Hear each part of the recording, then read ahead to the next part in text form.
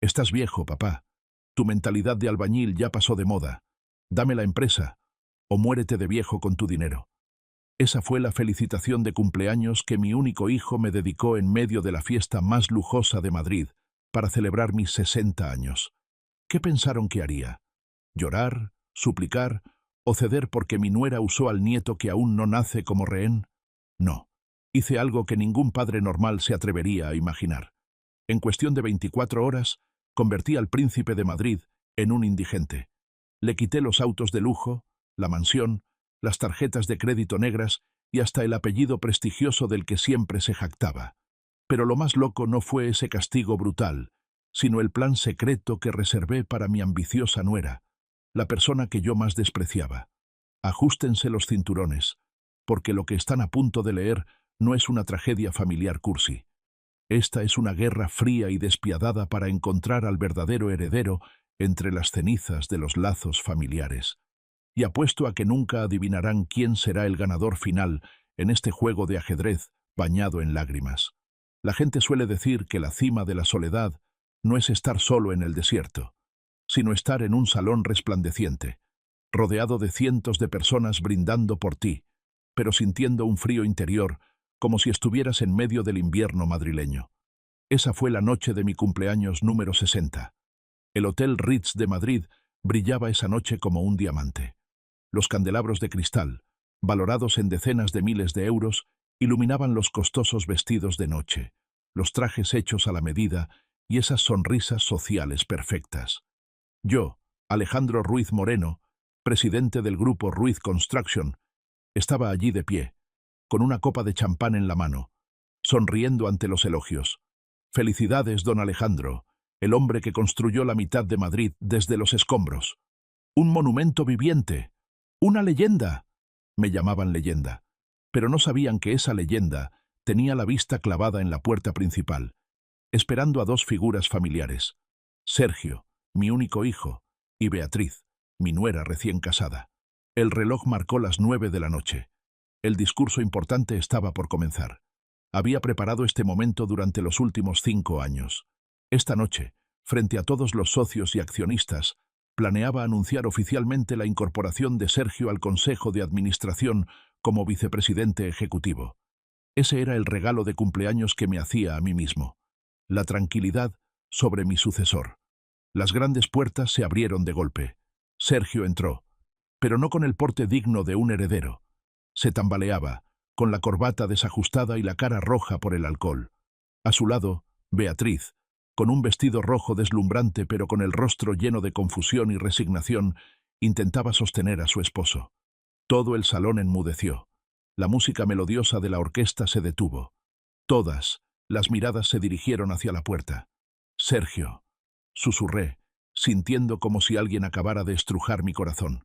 Bajé rápidamente del estrado, tratando de evitar el desastre inminente. «Hijo, llegas tarde. Ve a descansar un poco a la habitación, estás borracho». Sergio apartó mi mano de un golpe. Un golpe tan fuerte que hizo que mi copa de vino se derramara sobre la solapa de mi traje Armani. «¿Borracho? No, viejo. Nunca he estado más sobrio que ahora», se burló Sergio, con una sonrisa torcida en ese rostro atractivo del que siempre me sentí orgulloso porque era idéntico al de su madre. Le arrebató el micrófono al presentador que estaba petrificado cerca de ahí. El chillido del feedback de audio sonó agudo, haciendo que todo el salón hiciera una mueca. «Damas y caballeros», gritó Sergio, arrastrando las palabras pero lleno de rencor. «¿Qué están celebrando? ¿Felicitar a un viejo de 60 años que sigue aferrado a la silla de presidente y se niega a soltarla para la nueva generación?» Mi sangre se heló. Beatriz estaba a su lado, con la cabeza baja, apretando su bolso de mano, pero no hizo nada para detener a su marido.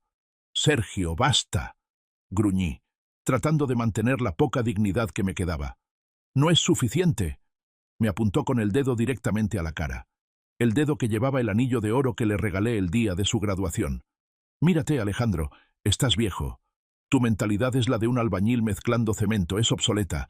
Este mundo necesita tecnología, necesita innovación, no tus ladrillos llenos de sudor. Construiste este imperio, sí, pero lo estás frenando. Y lo más importante, me estás frenando a mí». El salón exclamó con asombro. Los socios de años me miraban con pena. Los competidores se tapaban la boca para disimular la risa. Me quedé allí, pasmado, mirando al hijo que cargué en brazos cuando era un bebé, al hijo por el que juré ante la tumba de mi esposa que protegería y cuidaría toda mi vida. No solo me estaba insultando, estaba negando toda mi vida. Mentalidad de albañil. Esa frase fue como un cuchillo directo a mi orgullo.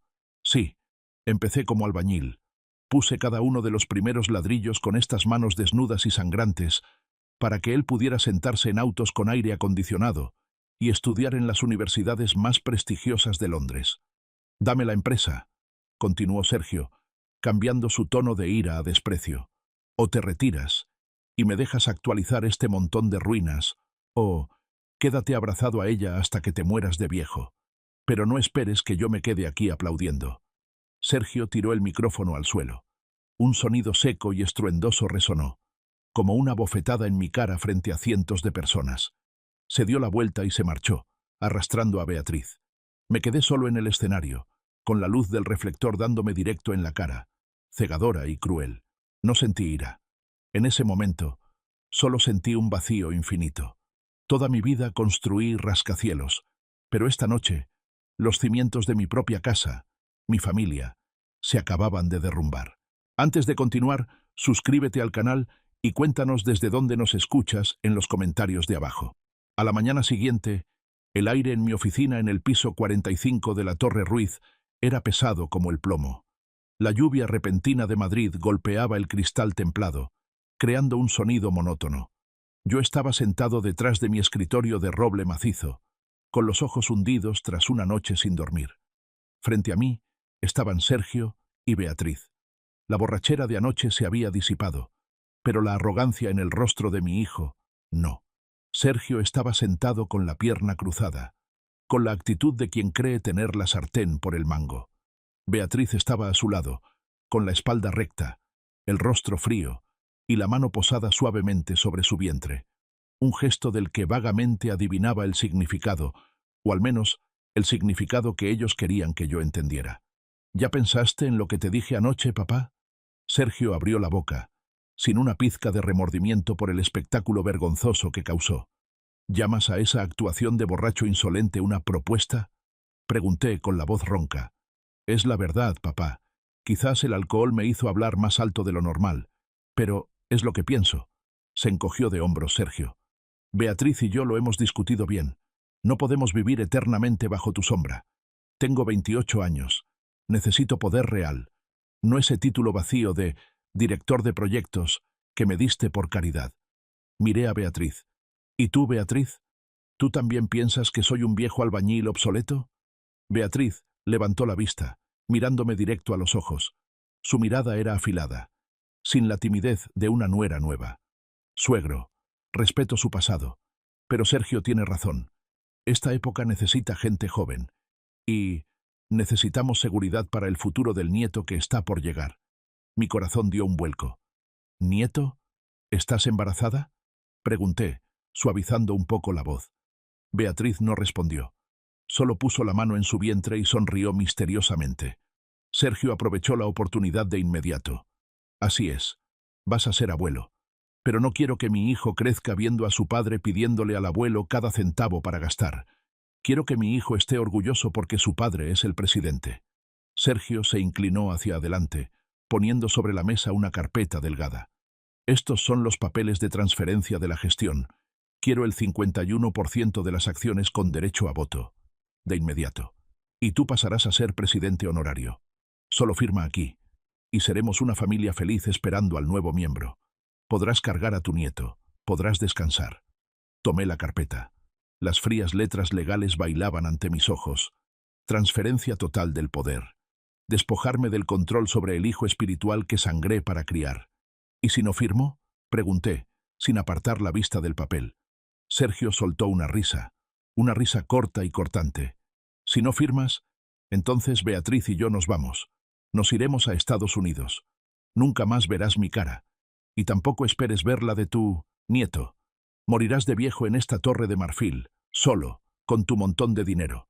Levanté la vista, mirando profundamente a los ojos de mi hijo. Busqué un poco de duda, un poco de afecto residual. Pero no había nada, solo codicia y crueldad. ¿Me estás chantajeando con mi propia sangre, Sergio? No es chantaje, es una negociación, respondió Sergio secamente. Luego dijo la frase que puso punto final a todas mis esperanzas, la frase que me perseguiría durante los años siguientes. Sé realista, papá. ¿Crees que estoy a tu lado porque eres un padre maravilloso? Siempre estás ocupado, siempre es trabajo. Para mí, en realidad, tú eres solo un cajero automático con patas, y si el cajero automático ya no escupe dinero, entonces no tiene ningún valor. El espacio pareció agrietarse. Escuché claramente el sonido de mi corazón rompiéndose en el pecho. No fue el sonido de un cristal roto, sino el de ladrillos viejos desmoronándose hasta convertirse en polvo. «Cajero automático», repetí, con voz inexpresiva. «Firma, papá», insistió Sergio, empujando la pluma Montblanc hacia mí. Miré la pluma. Luego miré a Sergio. Luego a Beatriz. En ese momento me di cuenta de que me había equivocado. Me equivoqué durante 28 años. Creí que estaba construyendo un castillo para un príncipe, pero resulta que construí una jaula de oro para alimentar a un monstruo. Cerré lentamente la carpeta. La empujé hacia Sergio. «No voy a firmar». El rostro de Sergio cambió de color. «¿Qué? ¿Te atreves a...? ¿No tienes miedo de perder a tu nieto?»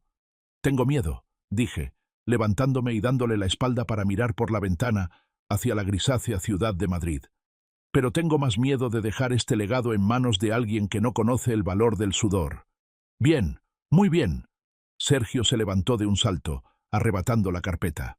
«Vámonos, Beatriz. A ver cuánto le dura el dinero a este viejo. Nos vamos». El sonido de la puerta al cerrarse fue un estruendo, tan fuerte que hizo temblar el cuadro al óleo colgado en la pared. Cuando la puerta se cerró, el silencio cayó como una marea negra, ahogándome. Ya no era el poderoso presidente Ruiz. Me desplomé en el sillón de cuero. Mis piernas temblaban y no me sostenían. Levanté mis dos manos frente a mi cara. Estas manos. Ahora estaban bien cuidadas, con las uñas recortadas, la piel más suave gracias a cremas caras. Pero debajo de esa piel todavía podía sentir los viejos callos. Recordé hace 30 años. El día que Carmen, mi esposa, murió de una enfermedad grave cuando Sergio tenía solo 3 años. Ese día, éramos tan pobres que no teníamos dinero para un ataúd decente. Me quedé bajo la lluvia, abrazando a mi pequeño hijo que lloraba desconsoladamente de hambre, y juré un juramento terrible al cielo y a la tierra. Mi hijo nunca sufrirá. Vivirá como un rey. Sus manos nunca tendrán que tocar el cemento y los ladrillos como su padre. Cumplí ese juramento. Trabajé de sol a sol, 18 horas al día. Dormía en las obras, comía pan seco, bebía agua del grifo. Peleé por cada contrato. Me tragué la humillación ante inversionistas arrogantes. Cada vez que me cansaba, miraba la foto de Sergio sonriendo y volvía a agarrar la cuchara y seguía construyendo. Le di todo. Autos de lujo, escuelas internacionales, ropa de marca, viajes de 5 estrellas. Limpié todos los obstáculos en su camino. Si tropezaba, yo ponía mi cuerpo como colchón. Si causaba problemas, usaba dinero para taparle la boca a la gente. ¿Y cuál fue el resultado? Creé a un hombre de 28 años, con la mentalidad de un niño. Un tipo que piensa que el dinero brota de los bolsillos de su papá, y no del sudor y la sangre. Un tipo que se atreve a llamar a su padre cajero automático. Mis lágrimas brotaron. No eran lágrimas ruidosas, sino lágrimas calientes y saladas, que fluían hacia adentro, amargas en mi garganta. Abrí el cajón inferior de mi escritorio y saqué un objeto envuelto cuidadosamente en un paño de terciopelo rojo. No era oro, ni piedras preciosas. Era mi primera cuchara de albañil, con el mango de madera desgastado y la hoja de acero oxidada. Apreté la cuchara, sintiendo el frío del metal transmitirse a la palma de mi mano. Me recordaba quién era yo. No soy un cajero automático. Soy Alejandro Ruiz Moreno. Soy el hombre que convirtió el polvo en oro. Y dolorosamente me di cuenta de que para salvar a mi hijo, tenía que hacer lo más cruel que un padre puede hacer. Tenía que destruir el mundo de fantasía que yo mismo le había construido. Tenía que dejarlo caer, caer y golpearse duro, caer hasta el fondo del lodo negro, el lugar desde donde yo me arrastré hacia arriba. Carmen, perdóname. susurré al vacío, besando suavemente la vieja herramienta. Amé a nuestro hijo de la manera incorrecta. Ahora, tengo que arreglar ese error, aunque esto pueda hacer que lo pierda para siempre. A la mañana siguiente llamé a Ricardo, mi abogado personal y también mi amigo más cercano, a la oficina a las 7 de la mañana. Ricardo entró, vio mi rostro demacrado y la botella de whisky medio vacía en la mesa, a pesar de ser temprano. «Alejandro, ¿estás bien? Lo de la otra noche...» «Estoy bien, Ricardo», lo interrumpí. Mi voz había recuperado una calma fría, aunque por dentro seguía la tormenta. «Necesito que redactes algunos documentos legales. De inmediato». Ricardo se sentó y sacó su libreta. «¿Quieres cambiar el testamento? ¿O transferir las acciones a Sergio como él exigió?» Sonreí levemente y negué con la cabeza. «No. Quiero que ejecutes el proceso de depuración de activos. Anota bien esto, Ricardo». Respiré hondo. Cada palabra que salía era como un cuchillo cortando mi propia carne. «Primero, congela todas las tarjetas de crédito adicionales a nombre de Sergio Ruiz y Beatriz Vega. Todas, incluida la tarjeta negra sin límite». Ricardo detuvo su pluma, levantó la vista y me miró asombrado. «¿Todas? Pero Alejandro, ellos gastan completamente con esas tarjetas. Si las cortas, ¿de qué vivirán?» «Ese es su problema». «Segundo», continué, sin dejar que Ricardo protestara, «revoca el derecho de uso del penthouse en el barrio de Salamanca. Ese departamento está a nombre de la empresa. Envía un aviso de desalojo. Dales 48 horas para irse». «Alejandro, esa es la casa de tu hijo. ¿Piensas echarlos a la calle?» «Él dijo que quería ser independiente. Lo estoy ayudando». «Tercero, recupera el BMW X7 y el Porsche de Beatriz. También son activos de la empresa. Avisa al departamento de seguridad para que activen el GPS y recuperen los autos esta misma tarde. Y algo más». Me levanté y caminé hacia la ventana. «Cancela el seguro de vida. Cancela los fondos de inversión fiduciarios a nombre de Sergio. Y lo más importante, emite un aviso de despido para Sergio de su puesto de director de proyectos. Motivo: violación de la disciplina de la empresa, alteración del orden público y daño a la reputación del grupo». Ricardo soltó la pluma, con la cara pálida. «Te volviste loco, Alejandro. Le estás declarando la guerra a tu propio hijo. Te odiará hasta la muerte. ¿Y el nieto? Beatriz está embarazada. Si ese embarazo es real», me volví, con la mirada afilada como una navaja, «entonces con más razón debo hacerlo. No quiero que mi nieto sea criado por un padre inútil, que piensa que el dinero son hojas que caen de los árboles del jardín. Si Sergio piensa que soy solo una billetera, entonces que pruebe el sabor de la vida cuando esa billetera se cierra». «¿Pero podrás soportarlo?», preguntó Ricardo en voz baja. «Sé que lo amas más que a tu propia vida». Miré mis manos. Luego las cerré en puños. «Precisamente porque lo amo más que a mi vida. Tengo que matar al joven amo Sergio para que el hombre Sergio tenga la oportunidad de nacer. Hazlo, Ricardo. Que no se te escape ni un centavo». Ricardo me miró un largo rato. Luego suspiró y asintió. El sonido del tecleo comenzó a resonar. Cada golpe de tecla era como un clavo cerrando el ataúd de mi relación padre-hijo. Pero sabía que no había vuelta atrás. Ese mediodía, Sergio y Beatriz estaban almorzando en uno de los restaurantes de 3 estrellas Michelin más caros de Madrid.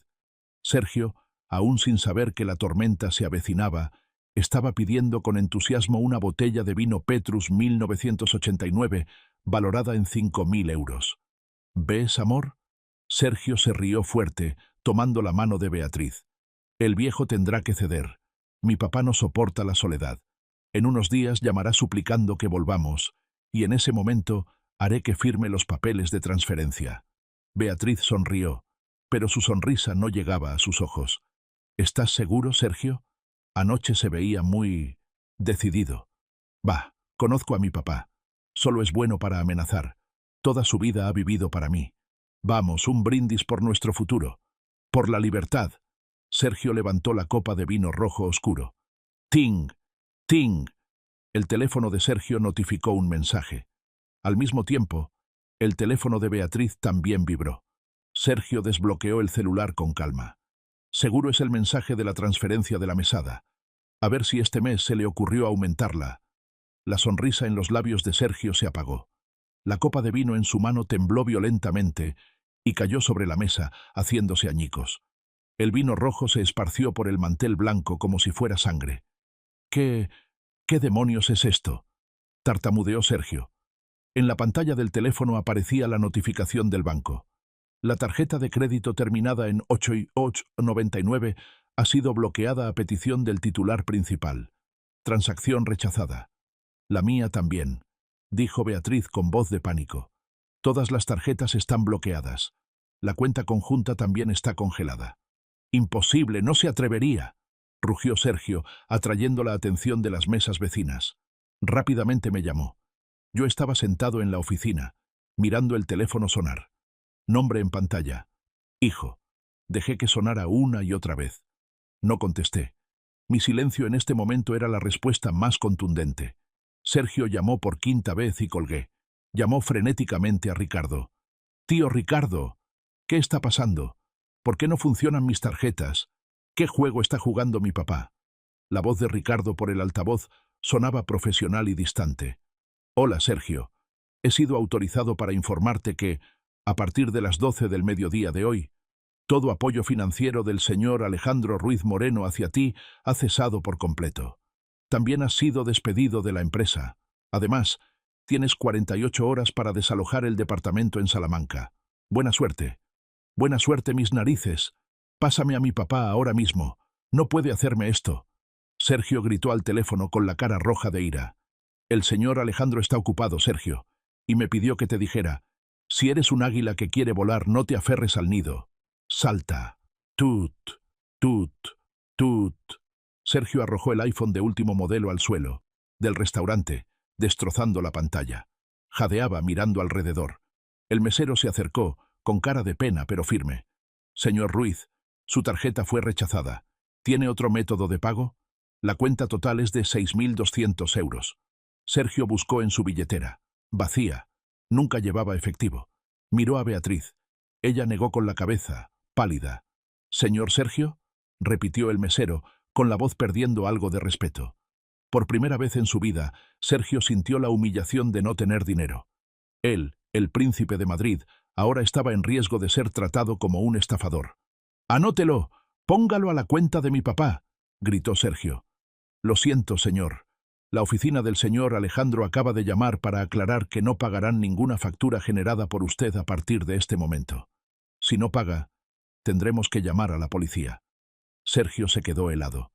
Miró a Beatriz, luego a los invitados de alrededor que susurraban y señalaban. La arrogancia de antes se había esfumado, reemplazada por un miedo desnudo. Finalmente, Beatriz tuvo que quitarse el reloj Cartier y el anillo de compromiso de diamantes para dárselos al gerente del restaurante como garantía. Salieron del restaurante en medio de la vergüenza, no como ganadores, sino como perros apaleados. Al llegar a la puerta, el valet parking se acercó, confundido. «Señor Sergio, su auto. Gente del grupo Ruiz acaba de venir y se lo llevó. Dijeron que el vehículo ha sido recuperado». Sergio se quedó clavado en la acera bajo el sol abrasador. Sin dinero, sin auto, sin casa, sin trabajo. Levantó la vista al cielo. Luego miró hacia la Torre Ruiz que se alzaba a lo lejos, donde yo estaba observando la ciudad. «Muy bien, viejo». Sergio apretó los dientes, con los ojos inyectados en sangre y odio. «¿Quieres guerra? Te daré guerra. ¿Crees que me voy a morir de hambre? Te demostraré que, sin tu dinero, vivo bien. Y en ese momento, no esperes volver a ver mi cara». Sergio agarró a Beatriz de la mano y la arrastró hacia la estación de metro, un lugar donde en toda su vida jamás había puesto un pie. Yo estaba de pie en la ventana de mi oficina, mirando con binoculares, viendo dos pequeños puntos mezclándose con la multitud. Bajé los binoculares y tomé un sorbo de vino amargo. «Empieza, hijo», susurré. «Bienvenido al mundo real. Veamos qué tan lejos nadas antes de hundirte». La guerra apenas comenzaba, y yo sabía que quien sangraría más en esta batalla no sería él, sino mi viejo corazón. Si nunca has caído desde un piso 45 al suelo, no entenderás lo brutal que es el impacto. Sergio no murió físicamente, pero su alma orgullosa fue aplastada en el momento en que puso un pie en la estación de metro, sofocante y con olor a sudor y metal viejo. Vi las grabaciones de las cámaras de seguridad en la estación Plaza de Castilla después. La imagen de mi único hijo, quien nunca había usado una camisa que no fuera de seda egipcia, ahora estaba de pie apretujado entre la multitud de trabajadores saliendo de sus turnos, torpe frente a la máquina expendedora de boletos, con la cara roja de vergüenza e ira, mientras Beatriz se pegaba a la pared, abrazando con fuerza su bolso de marca, el último activo que quedaba sin confiscar. No fueron a casa, porque ya no había casa a la cual ir.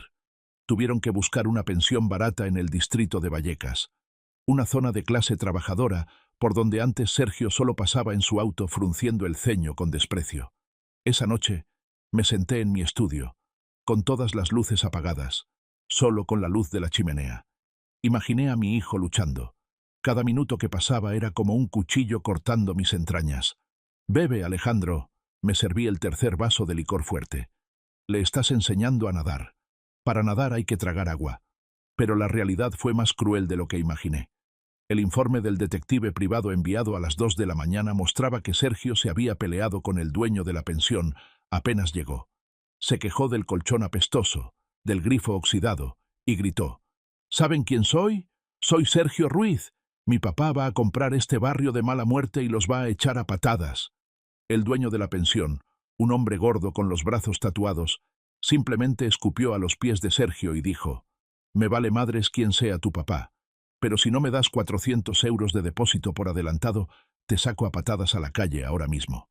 Sergio se quedó mudo. Miró a Beatriz, su esposa, la mujer que llevaba en su vientre la sangre real, con la que él intentó negociar conmigo. Se quitó silenciosamente los pendientes de perlas, regalo de aniversario, y los puso en la mano callosa del dueño. «¿Es suficiente?», preguntó Beatriz, con voz temblorosa pero sin llorar. «Está bien, princesa», se burló el dueño, arrojándoles un manojo de llaves oxidadas. «Habitación 304, tercer piso, sin ascensor, y no hagan ruido». Leí el informe, mirando la foto tomada a escondidas de Sergio, subiendo las escaleras oscuras cargando las maletas de mala gana. Por primera vez en su vida, tuvo que cargar su propio equipaje. Por primera vez, nadie le abrió la puerta. Esta caída del caballo no solo lastimó su trasero mimado, sino que estaba desnudando la verdad sobre quién es él. Sin el dinero de Alejandro Ruiz, Sergio es solo un tipo inútil, bocón y débil. La habitación de la pensión tenía escasos 25 metros cuadrados, las paredes manchadas de mojo, el techo con una grieta larga como una cicatriz fea, y la ventana daba directamente a la pared de ladrillos del edificio de enfrente.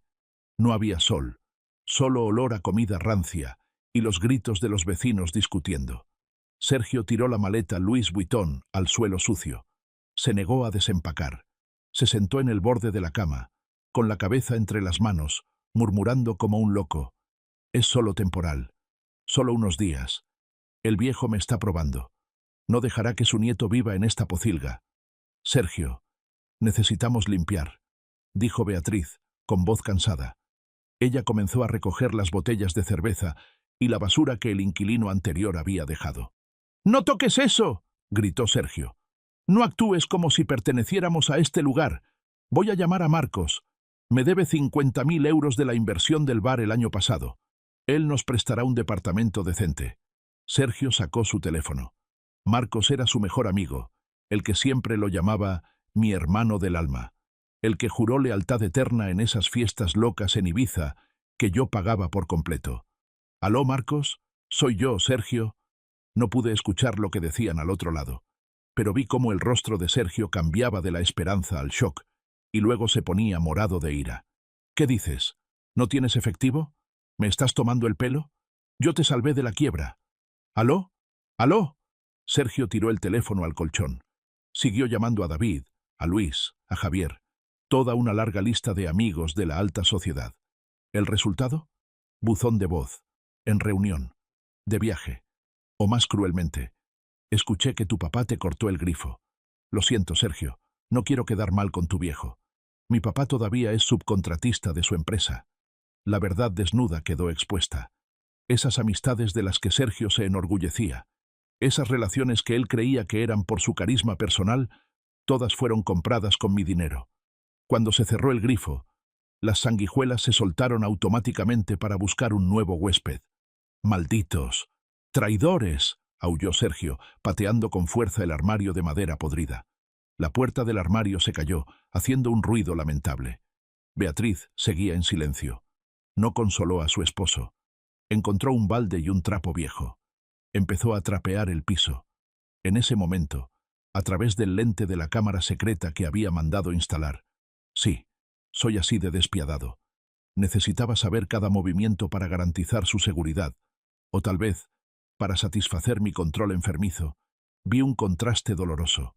Sergio, parado en medio de la habitación, maldiciendo al mundo entero, impotente y ruidoso.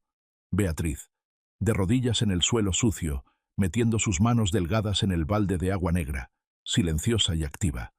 Por primera vez, miré a mi nuera con otros ojos, no con el desprecio reservado para una cazafortunas, sino con curiosidad. Esta chica, ¿qué está haciendo? ¿Por qué no está llorando junto con el inútil de su marido? Pasó el quinto día. No podía soportar más verlo solo a través de la pantalla de la computadora. La añoranza por mi hijo, el dolor y la preocupación constante me impulsaron a hacer algo. No fui en el Maybach con chofer. Bajé al garaje, quité la lona polvorienta de la camioneta Ford, vieja modelo 1990. El primer vehículo que compré con las ganancias de mi primera obra. Todavía olía a aceite de motor y cemento, el olor del pasado. Manejé hasta Vallecas. Me estacioné en la esquina frente a la pensión, bajándome la gorra para cubrir mi cara. Lloviznaba. El frío del otoño se colaba hasta los huesos, haciendo doler mis articulaciones desgastadas por el trabajo duro. La puerta de la pensión se abrió. Sergio salió. Mi corazón se encogió. Llevaba una sudadera vieja, pantalones deportivos arrugados, barba crecida en un rostro demacrado. Parecía haber envejecido 10 años en solo una semana. ¿A dónde iba? ¿A buscar trabajo? ¿A comprar comida para su esposa embarazada? Contuve la respiración observando. Sergio pasó de largo por la tienda de abarrotes que vendía pan y leche. Giró directamente hacia la licorería barata en la esquina. 5 minutos después, salió con 2 botellas de licor barato escondidas en la chaqueta. Caminaba mirando a todos lados como un ladrón. Luego abrió la tapa y le dio un trago largo en medio de la calle. Mis lágrimas brotaron, calientes y saladas. Recordé mi imagen a los 25 años. Cuando mi esposa estaba en el hospital, dejé de almorzar durante 3 meses para ahorrar dinero para sus medicinas. Bebía agua de los grifos públicos para llenar el estómago vacío. Y mi hijo, mientras su esposa estaba embarazada, o eso creía él, y hambrienta en esa habitación, él usaba las últimas monedas para comprar olvido. Apreté el volante hasta que mis nudillos se pusieron blancos. Quería abrir la puerta, salir corriendo, darle una bofetada y arrastrarlo a casa. Quería gritar, ¿por qué eres tan cobarde? ¿Dónde está la sangre Ruiz? Pero no hice nada. Me quedé allí, viendo a mi hijo tambalearse de regreso bajo la lluvia, un fracasado patético. Si intervengo ahora, lo mataré, me dije a mí mismo, con voz temblorosa. Salvarlo ahora es consentir su cobardía. Tiene que tocar fondo. Tiene que dolerle tanto que no pueda dolerle más para que despierte. Encendí el motor, di la vuelta y regresé a mi mansión lujosa pero fría. Esa noche, soñé que estaba construyendo un muro de ladrillos, pero en lugar de usar mezcla, usaba lágrimas para unirlos. Y el muro seguía creciendo, separándome de Sergio para siempre. Segunda semana. El efectivo se había agotado por completo. En la sofocante habitación, la tensión era como una cuerda a punto de romperse. El refrigerador estaba vacío. Solo quedaba una botella de agua y medio pan con moho. Sergio estaba tirado en la cama. La borrachera se había ido, dando paso a un hambre voraz y a la irritabilidad. ¿Dónde está la comida? ¿Por qué no cocinaste nada?, preguntó Sergio, arrastrando las palabras. Beatriz estaba sentada junto a la ventana, remendando la camisa rota de Sergio. Levantó la vista, con los ojos ojerosos pero secos. Se acabó el arroz, se acabó el dinero. Te bebiste el dinero de la comida de toda la semana en alcohol, Sergio. No me vengas a dar lecciones. Sergio se levantó de un salto con la cara roja.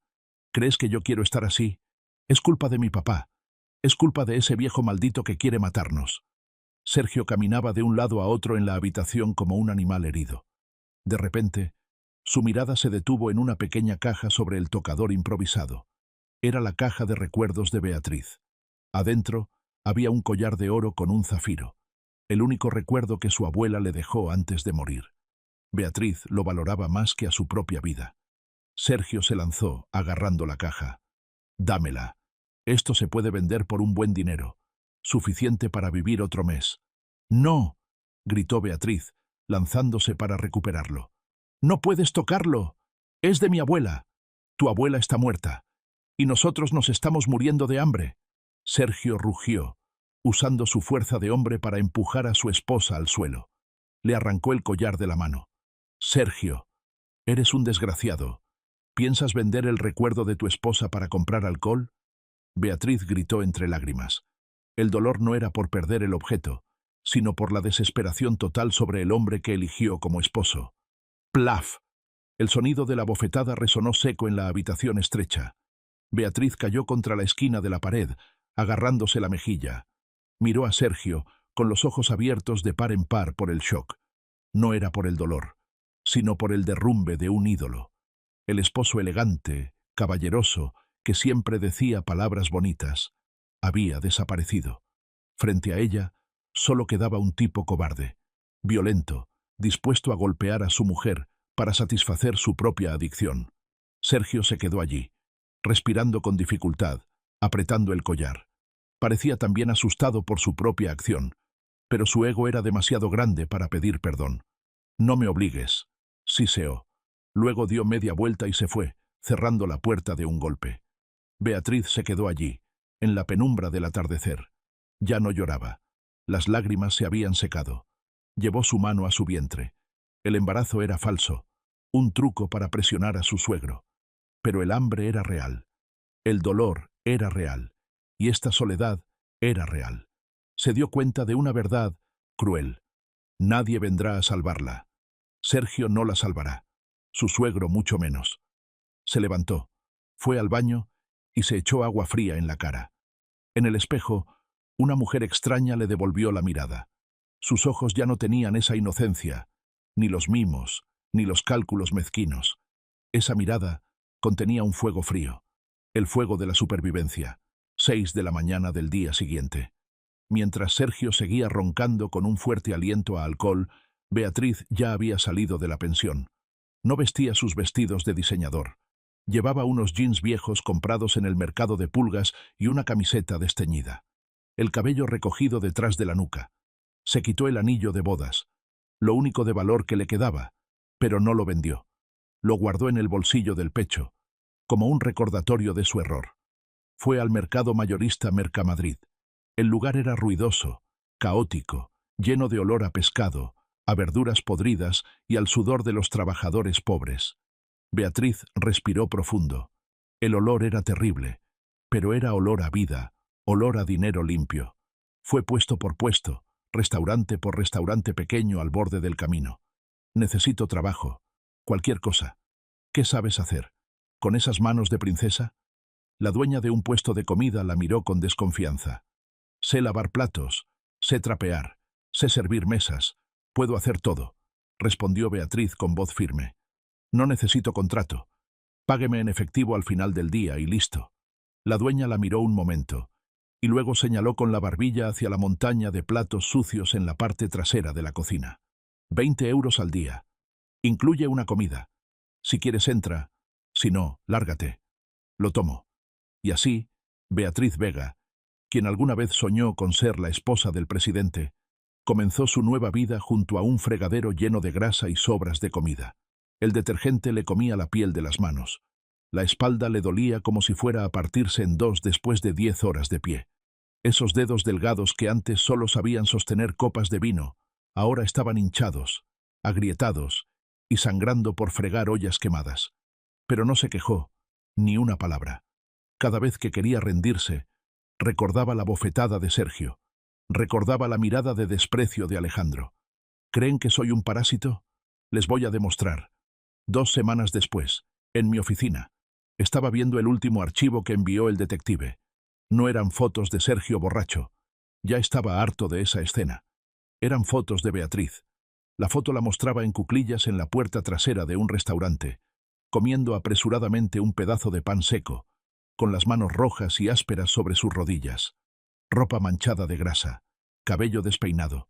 Pero sus ojos, usé una lupa para examinar esos ojos en la foto.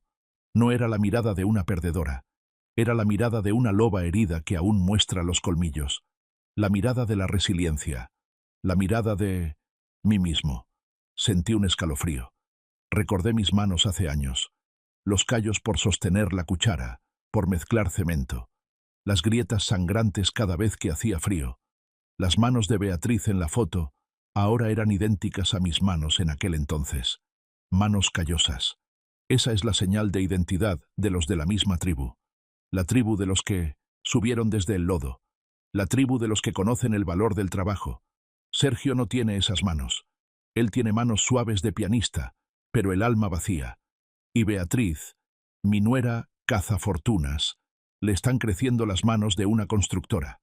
Puse la foto sobre la mesa, encendí un cigarro y solté el humo al vacío. «Qué interesante», murmuré. «He estado buscando a mi heredero en el lugar equivocado». Levanté el teléfono y llamé a mi secretaria. «Patricia, prepara el auto. Esta tarde quiero ir a comer. No a un restaurante de 5 estrellas. A ese comedor popular en el mercado Mercamadrid. Pero señor, ahí, hazlo. Quiero ir a ver un diamante en bruto siendo pulido. En mi tablero de ajedrez acaba de aparecer una reina que nunca esperé. Y empiezo a sentir que, tal vez, mi legado no morirá con ese hijo inútil». Madrid a finales de noviembre calaba hasta los huesos. Pero el frío de afuera no se comparaba con el frío en mi corazón cuando decidí ejecutar la prueba final. Una prueba cruel, lo sé, pero necesaria para separar la basura del oro puro. El plan fue meticulosamente organizado por Ricardo. Se envió un comunicado de prensa interno. El presidente Alejandro Ruiz Moreno ha sido hospitalizado de emergencia en estado crítico debido a un paro cardíaco. Yo yacía en una habitación VIP del hospital privado La Moraleja, conectado a cables y máquinas que hacían bip bip, aunque mi corazón latía rítmica y fuertemente. La habitación apestaba a antiséptico, el olor de la muerte y la desesperanza. Estaba allí acostado, fingiendo estar en coma con los ojos cerrados, esperando.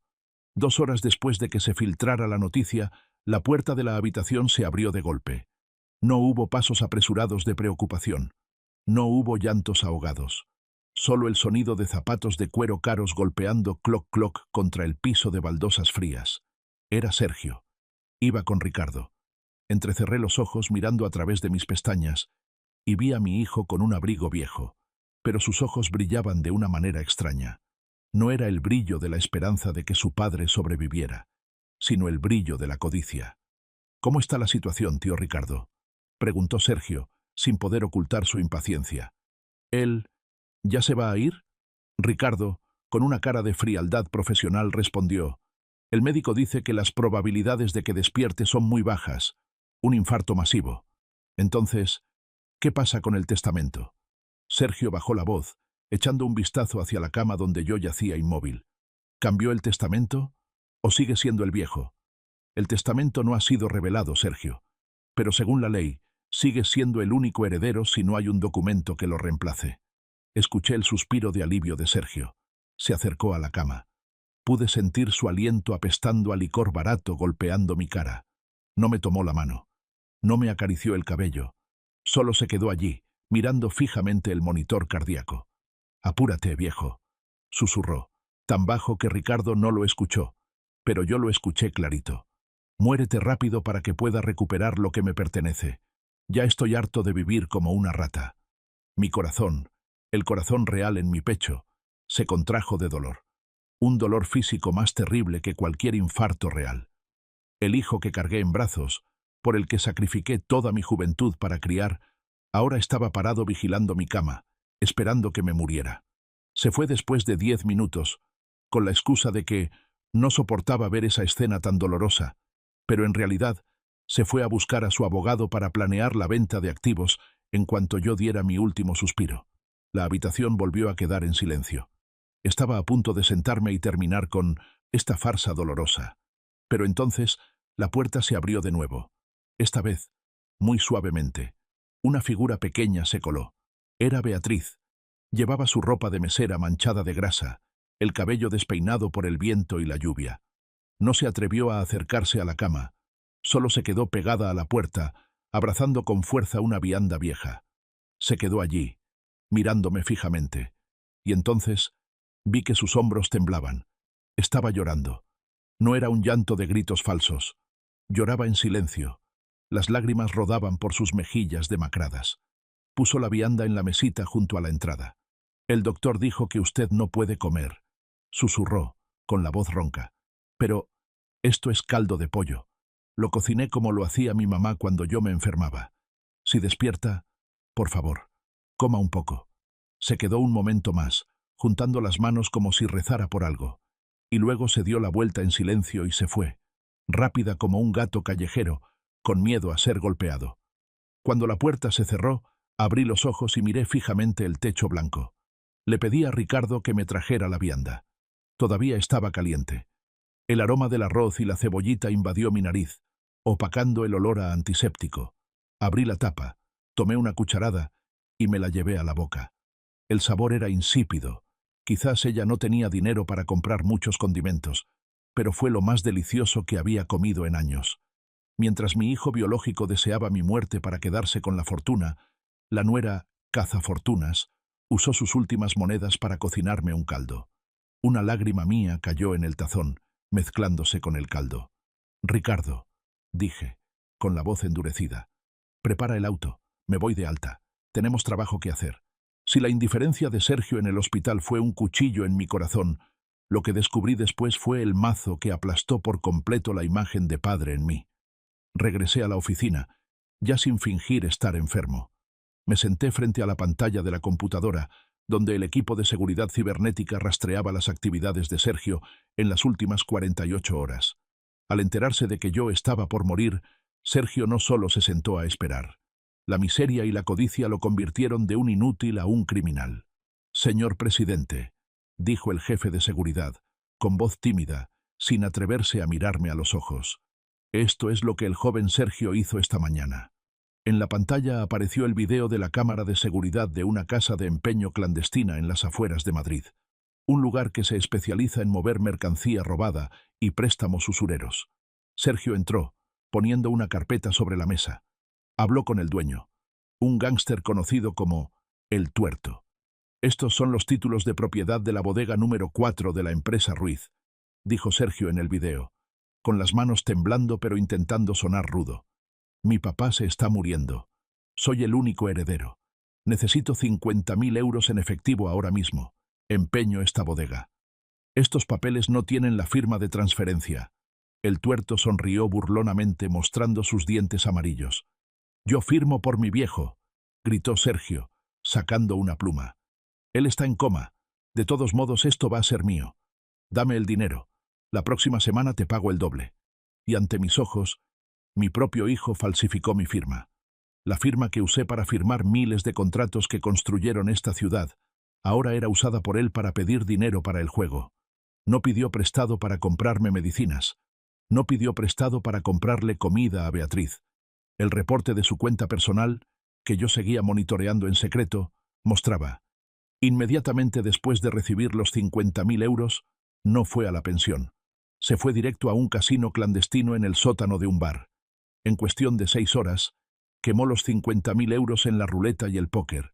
Miré a mi hijo en la pantalla, ojos inyectados en sangre, cabello revuelto, golpeando la mesa y gritando cuando perdió la última mano.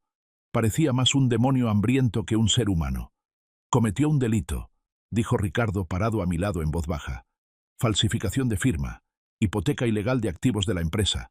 Alejandro, si llamamos a la policía, pasará al menos 5 años en la cárcel». Cerré los ojos. La imagen del pequeño Sergio de 5 años corriendo inocentemente a mis brazos cuando llegaba del trabajo apareció, y luego estalló como una burbuja de jabón, reemplazada por la imagen del hombre despreciable gritando en el casino. «No llamaremos a la policía», dije, abriendo los ojos. Mi mirada ahora era seca como el desierto. La cárcel es demasiado suave para él. Necesita otra sentencia. Una sentencia que le enseñe lo que es el infierno en la tierra. El Tuerto no es alguien con quien se juega, advirtió Ricardo. Si Sergio no paga, lo matarán. No morirá. Me levanté, ajustándome la corbata. pero deseará haber muerto. Y ese es el momento en que yo apareceré, no para salvarlo, sino para comprar mi apellido de vuelta. Me volví para mirar la foto familiar en mi escritorio. La tomé, la miré por última vez, y la puse boca abajo sobre la mesa. Sergio Ruiz murió esta noche, Ricardo. El que anda vagando allá afuera es solo un deudor que lleva la cara de mi hijo. 3 días después del falso infarto, llovía a cántaros en Madrid, lavando la suciedad de la ciudad pero no la tristeza en el corazón de la gente. 11 de la noche. En el callejón detrás del restaurante en el mercado Mercamadrid. Beatriz acababa de terminar un turno de 14 horas. Arrastraba sus pies cansados hacia la puerta trasera para tirar una bolsa de basura enorme. El olor a sobras de comida se pegaba a su cabello y a su ropa. Sus manos estaban hinchadas, rojas y con ampollas por estar tanto tiempo en el agua con jabón. Tiró la basura al contenedor, luego se recargó en la pared de ladrillos fríos, levantando la cara al cielo para que la lluvia le golpeara el rostro, tratando de espantar el sueño y el agotamiento. Un paraguas negro apareció, cubriendo la lluvia que caía sobre ella. Beatriz se sobresaltó y abrió los ojos. Frente a ella estaba un hombre con una gabardina larga, zapatos de cuero brillantes sin una mota de polvo. El olor a perfume de sándalo opacaba el olor a basura. Era yo. Beatriz se quedó paralizada. Retrocedió por instinto, con los ojos abiertos de par en par. «¿Usted está vivo?», tartamudeó. Las noticias decían que estaba por morir. Respondí, con voz calmada. «Pero la hierba mala nunca muere, ¿no sabías?». Beatriz guardó silencio. Me miró. Luego miró su propia apariencia miserable. Trató de esconder sus manos rojas e hinchadas detrás de su espalda, un gesto del poco amor propio que le quedaba. «¿Vino a burlarse de mí?», preguntó Beatriz, endureciendo la voz, con los ojos brillando a la defensiva. «¿Quiere ver qué tan miserable es su nuera sin su dinero?». No respondí de inmediato. Miré sus zapatos de tela rotos. Miré el delantal sucio que traía puesto. «Dame las manos», ordené. «¿Qué?». «Dije que me des las manos». Beatriz dudó un momento. Luego extendió lentamente las manos frente a ella. Bajo la luz amarillenta del farol, esas manos se veían devastadas. Grietas sangrantes, callos ásperos. Ya no eran las manos de una señorita que solo sabía sostener copas. Me quité mis guantes de piel. Extendí mi mano desnuda, poniéndola junto a la de ella. «Mira», dije. Beatriz miró. Mi mano también estaba llena de viejas cicatrices, callos que se habían petrificado con los años. Aunque ahora estaban cuidadas, la estructura ósea y la piel aún delataban el pasado de trabajo forzado. «¿Se parecen?», pregunté. Beatriz levantó la vista hacia mí. La sorpresa reemplazó al miedo. «¿Duele?», pregunté, señalando la grieta en su dedo índice. «Duele», respondió ella, con voz temblorosa. «Duele hasta los huesos cada vez que toco el agua fría». «Bien», asentí. «Ese dolor es real. Mi dinero puede ser falso, la fama puede ser falsa, pero este dolor es real. Te recuerda que estás viva y que estás ganando dinero con tu propio esfuerzo». Saqué de mi bolsillo un pequeño frasco de pomada y lo puse en la palma de su mano. «Ponte esto por las noches. Ayuda a que las heridas sanen más rápido». Yo la usaba cuando mezclaba cemento. Beatriz tomó la pomada, mirándome fijamente como si yo fuera un extraterrestre. «¿Por qué?», preguntó. «¿Por qué hace esto? Usted me odia». Nos echó a la calle. «No te odio, Beatriz», dije, dándome la vuelta para caminar hacia el auto que me esperaba.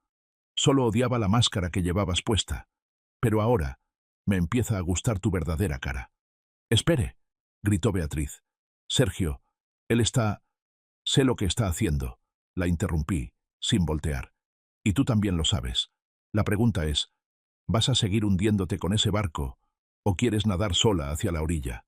Subí al auto, dejando a Beatriz sola bajo la lluvia, apretando el frasco de pomada, mientras en su cabeza empezaba a formarse una elección que antes nunca se había atrevido a pensar. Al día siguiente, invité a Beatriz a almorzar, no a un restaurante de lujo, sino a un comedor económico cerca de donde ella trabajaba. Llegó, habiéndose cambiado a una ropa más limpia, pero que aún emanaba pobreza. Se sentó frente a mí, con cara de sospecha. «¡Come!», empujé el plato de arroz frito mixto hacia ella. Antes, cuando empecé, este era el plato más lujoso para mí. Beatriz tomó la cuchara y comió con ganas. Tenía hambre. El hambre real del trabajador manual, no ese tipo de dieta para mantener la figura de la clase alta. ¿Qué quiere de mí?, preguntó Beatriz después de comerse la mitad del plato. Usted no es amable de la nada. ¿Quiere que deje a Sergio? ¿Lo amas? Le devolví la pregunta, mirándola directo a los ojos. Beatriz se detuvo. Bajó la cuchara. Yo titubeó. Pensé que sí. Sergio era dulce, galán y rico. Me daba sensación de seguridad. Seguridad. Sonreí con ironía. ¿Y ahora? Ahora tengo miedo, admitió Beatriz, bajando la voz. Cada noche llega borracho, revisa mi cartera para robarme dinero para ir a apostar. Me golpea, no solo una vez. Miro a los ojos de mi esposo y no veo al hombre con el que me casé. Veo a un niño malcriado que está agonizando. Tienes razón, es un niño malcriado, y yo fui quien lo malcrió, dije con amargura. Usé dinero para pavimentar su camino, haciéndole creer que la vida es plana. Y cuando encontró el primer bache, se rompió una pierna. Beatriz me miró. Su mirada se suavizó. Por primera vez, no éramos el suegro rico y la nuera cazafortunas. Éramos dos personas compartiendo la decepción sobre el mismo hombre. Tengo un secreto que decirle. Beatriz respiró hondo, como si estuviera reuniendo todo su valor. El embarazo es falso. No me sorprendí. Solo asentí levemente. Lo sé, o al menos lo supuse. Ninguna embarazada trabaja 14 horas al día sin sufrir un aborto espontáneo. Mentí. Las lágrimas de Beatriz brotaron. Pensé que usar al bebé podría presionarlo para ceder. Lo siento. Soy despreciable. Eres despreciable porque mentiste para sacar provecho, dije con seriedad. Pero eres digna de respeto porque te atreviste a confesarlo cuando no tienes nada en las manos. Y más importante, no usaste ese embarazo falso para seguir viviendo de mí cuando los eché. Elegiste ir a lavar platos. Saqué un pañuelo y se lo di. Sécate las lágrimas. Las lágrimas no pagan la renta. Solo el sudor hace eso. Beatriz se limpió la cara, levantando la vista hacia mí con una determinación nueva. Tiene razón. Vengo de un origen pobre, don Alejandro. Mi papá era alcohólico, mi mamá se fue. Juré que nunca volvería a ser pobre. Me casé con Sergio por dinero, lo admito. Pero estas semanas, lavando cada plato, siendo insultada por el dueño, me siento viviendo con más dignidad que cuando estaba sentada, sobre su dinero. Eso es amor propio, muchacha. Sonreí, una sonrisa rara y genuina. Vale más que cualquier bolso Hermes. Lo voy a dejar, dijo Beatriz, con voz firme. No porque usted lo pida, sino porque no puedo seguir jalando el arado para pagar las deudas de alguien que no valora mi esfuerzo. Esta mañana me robó las propinas que escondía en mi zapato. Esa fue la gota que derramó el vaso. Sabia decisión, asentí. Y como has sido honesta conmigo, también te daré una oportunidad. Pero no es dinero de caridad. Es una oportunidad para que demuestres que vales la pena. ¿Qué oportunidad? Espera a ver cómo termina la obra de teatro de esta noche. Me levanté para pagar la comida. Quédate con esa pomada. Vas a necesitar usar mucho esas manos. Esa noche, la pesadilla de Sergio se hizo realidad. Se escondía en una bodega abandonada en las afueras, donde los matones de El Tuerto lo citaron para arreglar cuentas. El plazo se había vencido. Los 50.000 euros de capital más, los intereses usureros se habían convertido en una cifra monstruosa que él no podía conseguir por ningún lado. Estaba acurrucado en un rincón oscuro, temblando de frío y miedo. Su traje Armani estaba hecho jirones, lleno de lodo. Su rostro atractivo estaba morado por las palizas anteriores. La puerta de hierro oxidado se levantó con un chirrido agudo. Las luces de los faros de un auto le dieron directo en la cara, haciéndolo entrecerrar los ojos. 3 hombres enormes bajaron del auto, liderados por El Tuerto con un parche negro en el ojo y una sonrisa cruel. ¿Y bien, joven Ruiz? El Tuerto sostenía un bate de béisbol, golpeándolo contra la palma de su mano. ¿Dónde está mi dinero? ¿O planeas pagar con tus dedos? Por favor, denme más tiempo, suplicó Sergio, arrodillándose en el suelo. Mi papá se murió. Voy a recibir la herencia. Les pagaré el triple. ¿Tu papá se murió? El Tuerto se rió a carcajadas. Entonces debería darte el pésame. Pero escuché el rumor de que tu viejo tiene muchas vidas. Hizo una señal. 2 secuaces se lanzaron. Agarraron a Sergio y lo aplastaron contra una mesa de madera podrida. Uno le sujetó la mano izquierda, extendiendo sus dedos. ¡No! ¡No! ¡No! Sergio gritó desesperado. «¡Papá, ayúdame! ¡Papá!». En el momento de vida o muerte, no llamó a su esposa, no llamó a sus amigos, llamó a la persona que insultó, a la que deseó que muriera. «¡Alto ahí!». Una voz resonó desde la oscuridad detrás de los faros. Grave, firme y llena de autoridad. Salí de la sombra. Ricardo y mi equipo de guardaespaldas me seguían, con el sonido de las armas cargándose. El tuerto entrecerró el ojo mirándome. Hizo una señal a sus hombres para que pararan. «¿Quién es? ¿No es el señor Alejandro Ruiz que ya se murió?». Sergio levantó la cabeza, viéndome como si viera a Dios aparecer. «Papá, papá, no estás muerto. Sálvame. Me van a cortar la mano». No lo miré. Miré directamente a el tuerto. «¿Cuánto te debe?». «Capital más intereses, multas, gastos de traslado. 100.000 euros cerrados». El tuerto infló el precio. Claramente un robo. Ricardo dio un paso al frente, poniendo un maletín con efectivo sobre el cofre del auto de ellos. Abrió el maletín. Los fajos de billetes de euro nuevos estaban ordenados. «Ahí están los 100.000», dijo Ricardo con frialdad. El tuerto se rió con gusto. Le dio una palmada en el hombro a Sergio. «Qué suerte tienes, hijo. Tener un papá rico es una bendición. Suéltenlo». Sergio se levantó a duras penas, corriendo hacia mí, intentando abrazar mis piernas con la cara llena de mocos y lágrimas. «Papá, sabía que vendrías. Sabía que me amas más que a nada. Perdóname. Prometo que nunca más». «¡Atrás!», grité. El grito hizo que Sergio se detuviera en seco, a 2 metros de mí. Lo miré. Miré al hijo cobarde que acaba de vender mi muerte para pedir prestado, que falsificó mi firma para estafar, y que ahora intenta usar lágrimas de cocodrilo para volver a ser un parásito. «Pagué por él no para salvarte a ti, Sergio», dije, cada palabra lenta y clara como un martillazo. «¿Cómo dices, papá?». Sergio estaba confundido. «Pagué para comprar mi apellido de vuelta». Le señalé la cara con el dedo. «A partir de este momento, ya no eres Sergio Ruiz Moreno. El apellido Ruiz no alberga cobardes ni estafadores». Saqué un papel del bolsillo de mi saco. «Esta es la confirmación del tribunal. He presentado la solicitud para desheredarte, y este es el expediente con las pruebas de que falsificaste mi firma y cometiste fraude. Si le entrego esto a la policía, te vas a pudrir en la cárcel». La cara de Sergio se quedó sin sangre. «Papá, no puedes hacer eso». «Puedo». Y lo hice. Tiré el papel a sus pies, en el charco de lodo negro. «Esta deuda de 100.000 euros es el último regalo que te doy. Considéralo el pago por haber sido mi hijo durante 28 años.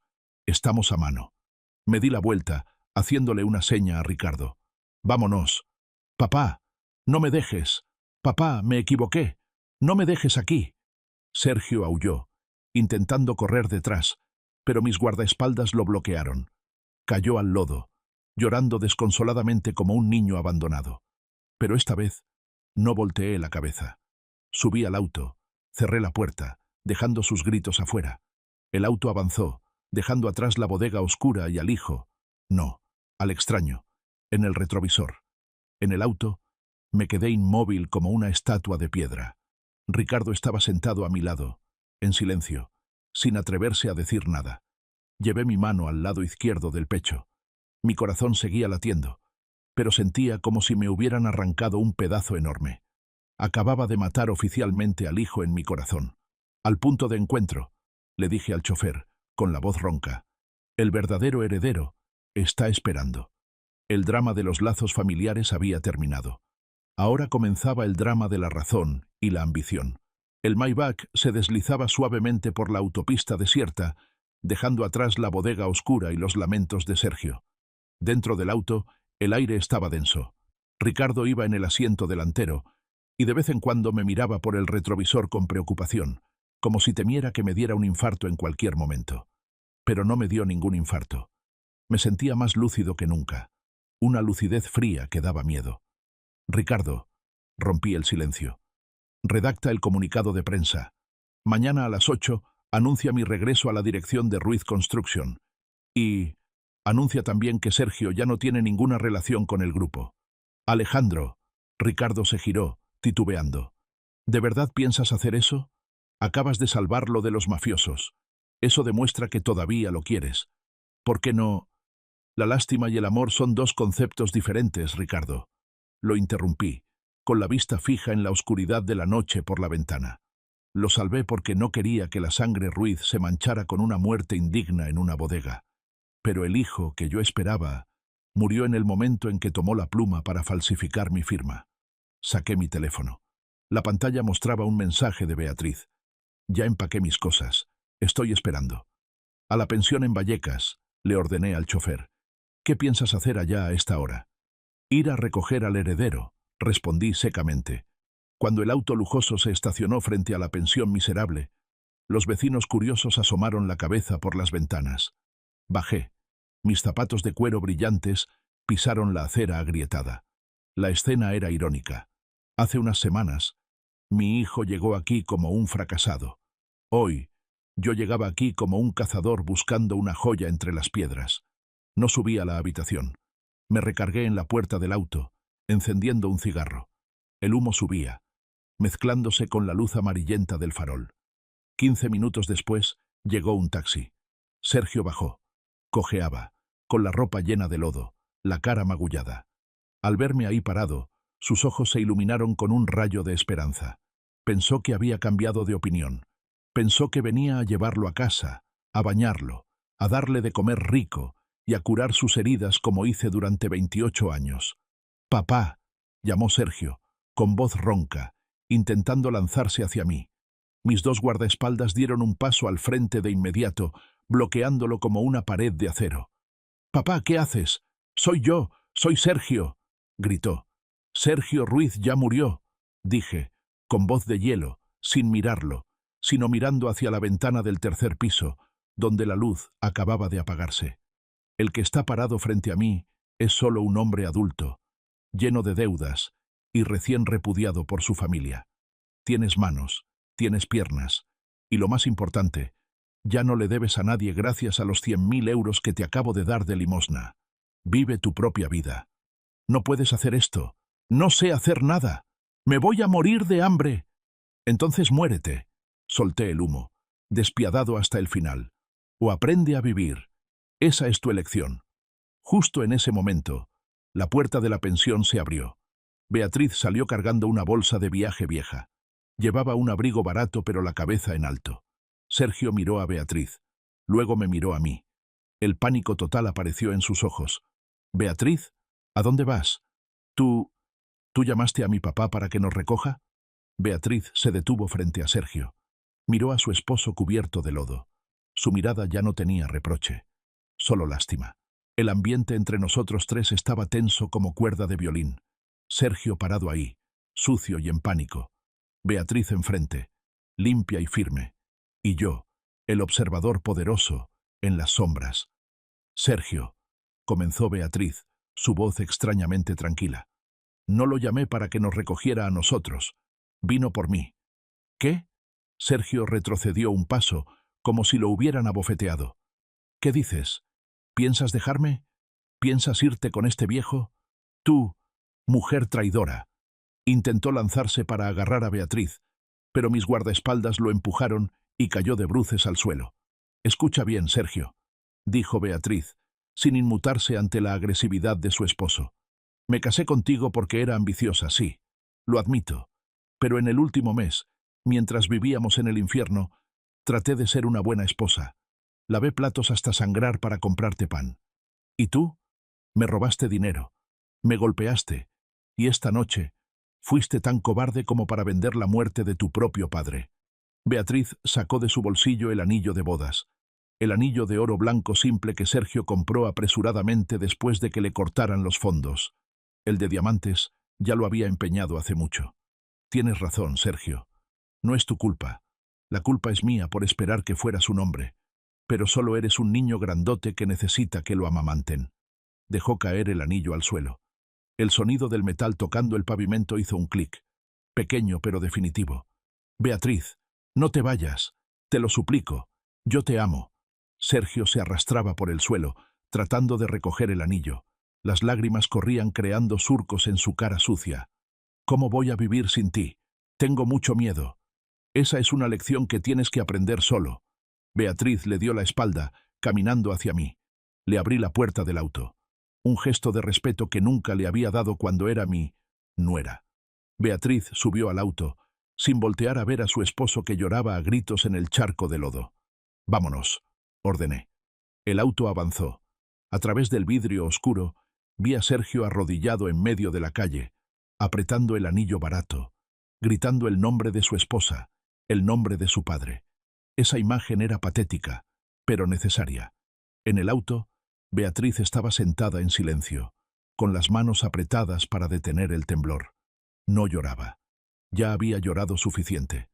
«Lo hiciste muy bien», dije, dándole una botella de agua. «Me siento como un monstruo», susurró Beatriz.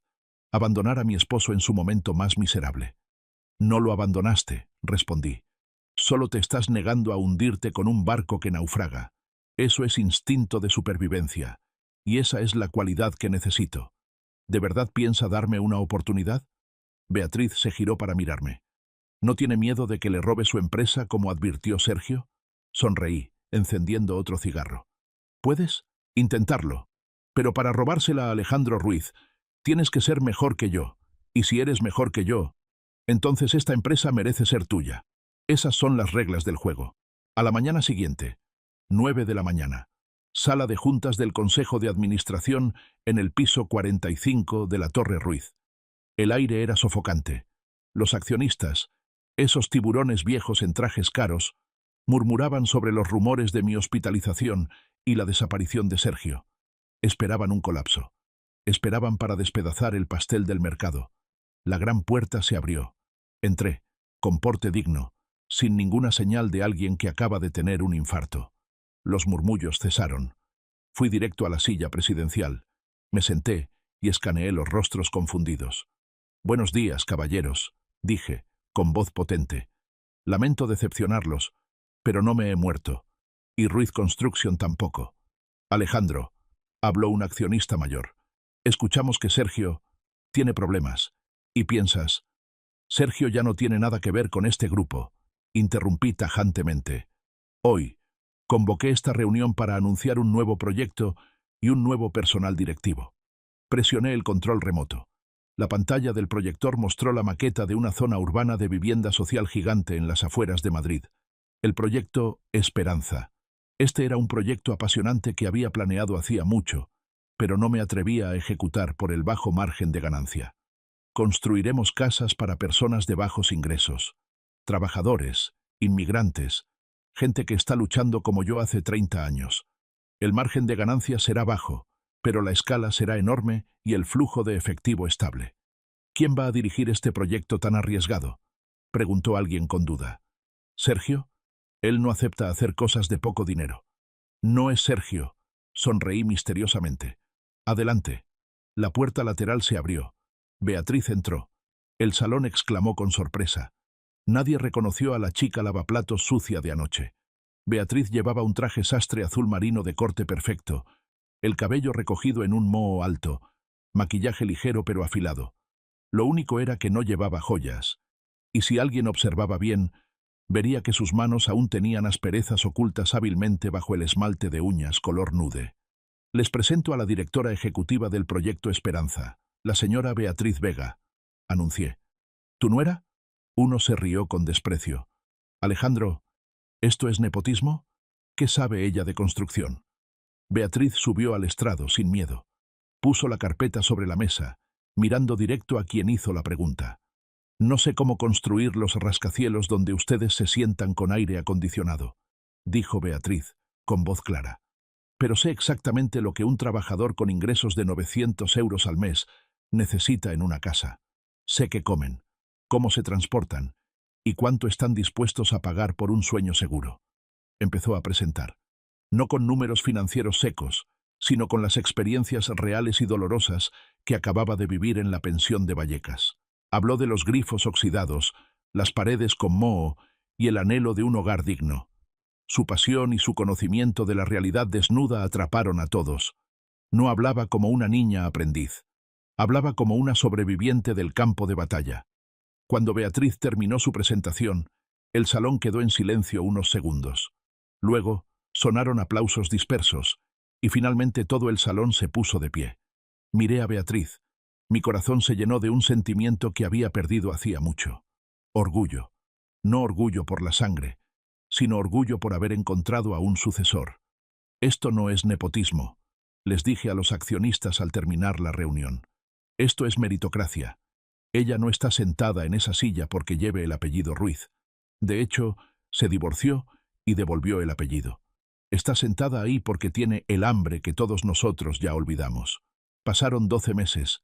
Madrid seguía siendo ruidosa y bulliciosa, pero la vida de los personajes en este tablero de ajedrez había cambiado por completo. El proyecto Esperanza fue un éxito rotundo. Beatriz se convirtió en la reina de la vivienda social, la nueva cara del éxito y el humanismo. Trabajaba 16 horas al día, dura con los contratistas, pero amable con los obreros. Seguía usando el frasco de pomada que le di, y sus manos seguían siendo ásperas. Ella las llamaba su medalla al trabajo. Solía venir a cenar conmigo los domingos. No hablábamos de tonterías. Hablábamos de cemento, de acero, de tasas de interés bancarias. Padre, me llamaba así, con respeto, en lugar de papá o señor presidente. Creo que deberíamos expandirnos a Valencia. Ambiciosa, me reí, bebiendo un sorbo de vino. Como yo en mis tiempos. ¿Y Sergio? Dejé de mandar a vigilarlo. Cumplí mi promesa. Cortar lazos totalmente. Pero Madrid es una ciudad pequeña. Una tarde, fui a inspeccionar el avance de una obra de lujo en el centro. Mientras caminaba con el ingeniero en jefe, vi a un grupo de obreros cargando bultos de cemento pesados del camión al elevador de carga. Una figura familiar me golpeó la vista. Era Sergio. Había adelgazado mucho, estaba bronceado por el sol. Llevaba ropa de seguridad manchada de cal y mezcla, con un casco amarillo. Estaba cargando un bulto de cemento de 50 kilos en el hombro, el sudor corría por su cara sucia. No me vio. O tal vez me vio, pero no se atrevió a mirar. Caminaba tambaleándose, pero no se cayó. Bajó el bulto de cemento, jadeando. Luego se limpió el sudor de la frente y regresó al camión para cargar otro. «Ese obrero es nuevo», explicó el ingeniero en jefe al ver que lo miraba fijamente. «Se apellida Ruiz, creo. Muy trabajador, pero callado, no habla con nadie. Dicen que antes era hijo de ricos que quebraron». Guardé silencio. Una sensación amarga subió a mi garganta, pero inmediatamente después sentí un alivio extraño. Estaba trabajando. Estaba sudando para ganar cada euro. No pedía limosna, no jugaba, no estafaba. Estaba haciendo lo que yo hice hace 30 años. Construir la vida desde los ladrillos. Quise acercarme, palmearle el hombro o darle una botella de agua. Pero me contuve. Si me acerco ahora, le quitaré el poco amor propio que apenas ha construido.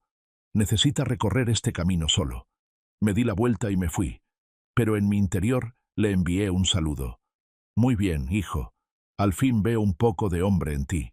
Sentado en el jardín de mi gran mansión, contemplaba el atardecer rojo cayendo sobre la ciudad de Madrid. En la mesa estaba la foto de Carmen, mi esposa. La gente dice que soy un hombre cruel.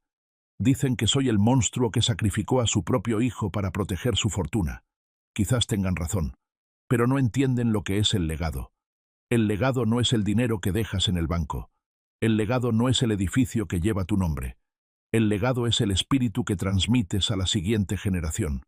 Perdí a un hijo mimado en seda, pero cambié ese dolor para salvar el alma de un hombre. Sergio ahora puede ser pobre, pero está viviendo de verdad. Duerme bien cada noche por el cansancio del trabajo, y no por el alcohol. Y encontré una hija. Beatriz no lleva mi sangre, pero lleva mi fuego. Ella será quien mantenga este imperio en pie, no por derecho de herencia, sino por capacidad de conquista. Miré mis viejas manos. Los callos de antaño se han borrado, pero el dolor en el corazón sigue ahí, afilado. Ese es el precio de la madurez. Ese es el precio del poder.